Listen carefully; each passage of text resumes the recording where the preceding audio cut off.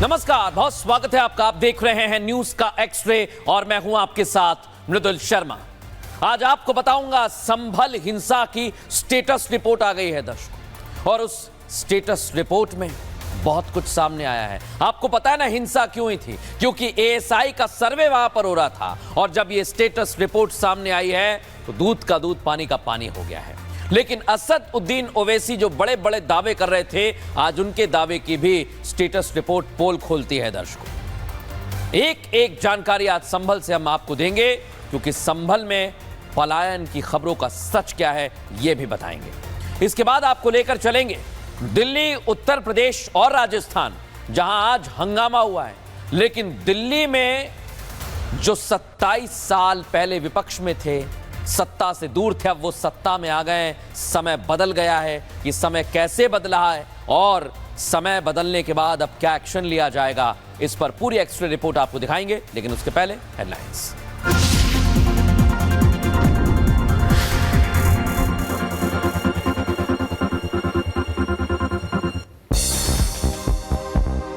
PM Modi ने किसान सम्मान निधि की 19वीं किस्त की जारी। बिहार के बागलपुर में देश भर के किसानों के बैंक अकाउंट में भेजे 2-2 हजार रुपए। बिहार को भी दी कई सौगात। लालू यादव पर साधा निशाना। जम्मू कश्मीर के युवाओं से बोले गृह मंत्री अमित शाह, धारा 370 हटाकर देश के साथ जम्मू कश्मीर को किया एक। अब जैसे गुजरात है वैसे जम्मू कश्मीर, दहशतगर्दी नहीं होगी तो सेना और पुलिस भी जरूरत से ज्यादा कार्रवाई नहीं करेगी। यूपी विधानसभा में विपक्ष पर बरसे सीएम योगी आदित्यनाथ का, समाजवादी पार्टी विचारधारा से लज्जा महसूस करता है स्वस्थ समाज। कुंभ को जो जिस भावना से गया उसको वहीं दिखा, दुर्भावना से जाने वालों की दुर्गति तय।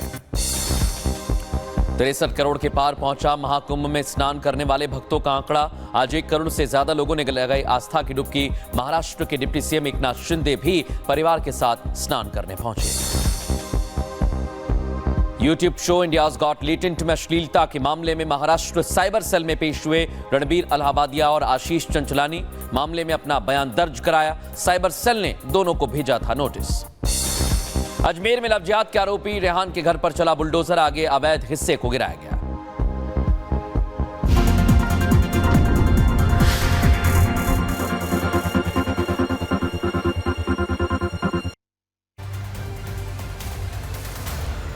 और दर्शकों, संभल पर स्टेटस रिपोर्ट आई तो भाईजान घबराने लगे।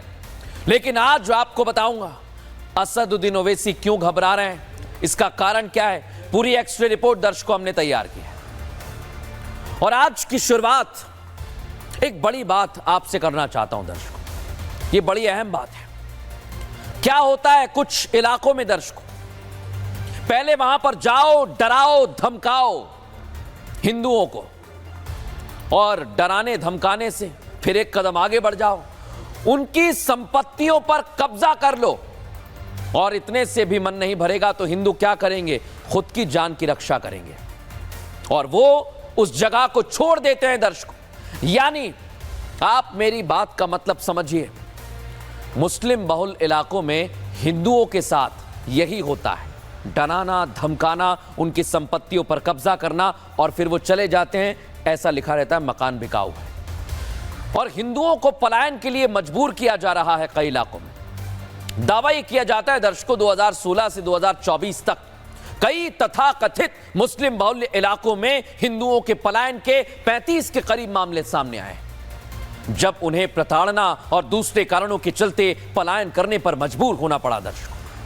लेकिन कुछ सियासतदान हैं और उन लोगों को यह सब दिखाई नहीं देता है, वो आंखों पर पट्टी बांध लेते हैं।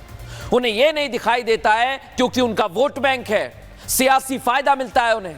और अब एक बार फिर दर्शकों ऐसा ही मामला सामने आया है, और सोचिए जैसे ही यह मामला सामने आया कई लोगों की आंखें खुली की खुली रह गईं, क्योंकि मामला है दर्शकों उत्तर प्रदेश के संभल का, जहां कुछ दिन पहले मुसलमानों के घरों पर ये लोग जो फरार हैं, इनके घर पर ताले लटके हुए थे, तो असद उद्दीन ओवैसी कह रहे थे कि भाई ये तो छोड़कर चले गए। फेक नैरेटिव गढ़ने लगे थे, सोशल मीडिया से लेकर मीडिया तक में बयान देने लग गए थे कि मुसलमानों पर सरकार अत्याचार कर रही है, जिसकी वजह से 1000 से ज्यादा मुसलमान घर छोड़कर चले गए। लेकिन यह सब झूठ था, और अब असदुद्दीन ओवैसी से आज मैं पूछना चाहता हूं कि संभल के हिंदू परिवारों की तस्वीर आपने देखी है क्या? अगर नहीं देखी तो देख लेनी चाहिए।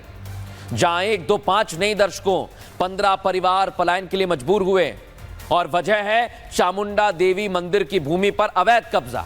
ये देखिए, इसलिए वो ये सब लिख रहे हैं। इसी से परेशान होकर हिंदू परिवारों ने अपने घरों से पलायन के लिए ये पोस्टर लगा दिया है। उनके घरों के आगे ये पोस्टर लगा हुआ है, ये मकान बिकाऊ है। लेकिन आप सोचिए हुआ क्या, दर्शकों बताता हूं आपको। संभल के हजरत नगर गढ़ी इलाके में चामुंडा देवी का एक मंदिर है। मंदिर की जमीन पर कब्जे का आरोप लगाया गया है। चामुंडा देवी मंदिर की जमीन 650 स्क्वायर मीटर है और धार्मिक स्थलों के जीर्णोद्धार के नाम पर कब्जे करने का आरोप लगा रहे हैं। हिंदू संगठनों ने डीएम से अब कार्रवाई की मांग की है और उन्हें इसके लिए खत लिखा है दर्शकों। लेकिन आप सोचिए दर्शकों, इतने भर से बात नहीं बन पाएगी। क्या एक्शन हो रहा है, दिखाते हैं आपको।